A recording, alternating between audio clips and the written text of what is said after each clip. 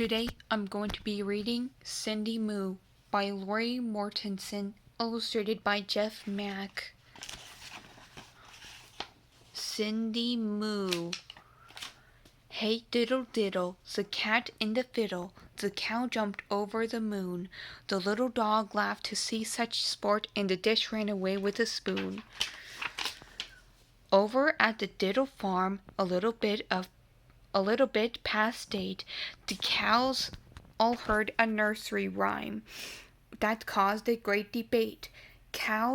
Diddle cows stood in the barn and listened to each word about the cows that jumped the moon, amazed at what they heard. "Across the moon?" cried Buttercup. "No way," said Honey Bun. "The moon's too high and much too far. It simply can't be done." And as the cows scoffed at the thought, a voice rose loud and true. "Why can't a cow jump to the moon?" That voice was Cindy Moo's. The cows began to argue. Each took a different side, but in the end they all confessed that none of them had tried. So Cindy Moo raised up a hoof and said that it was true. "If that cow could jump that moon, by golly, I can too." As Cindy Moo waltzed to the field, the others gathered round.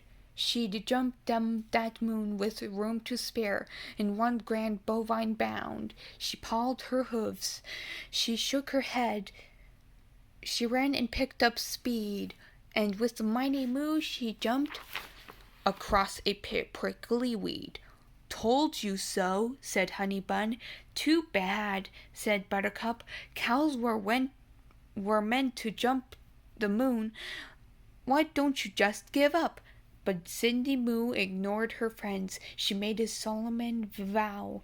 She jumped across the silver moon as she knew how. The next night, after grazing, she caught a stunning sight. The moon was perching upon the hill, a ball of silver light. Cindy Moo let out a snort and charged up to the top. But when she reached the grassy peak, she skidded to a stop.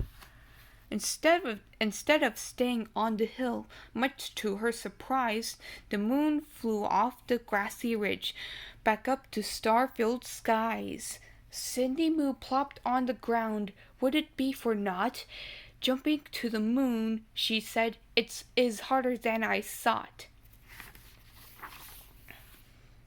Back inside the barn that night, the worst of all came true. Rain clouds swept the moon away. Now what was she to do? She couldn't jump what wasn't there. Perhaps the herd was right. The moon and cows would never mix, not then or any night.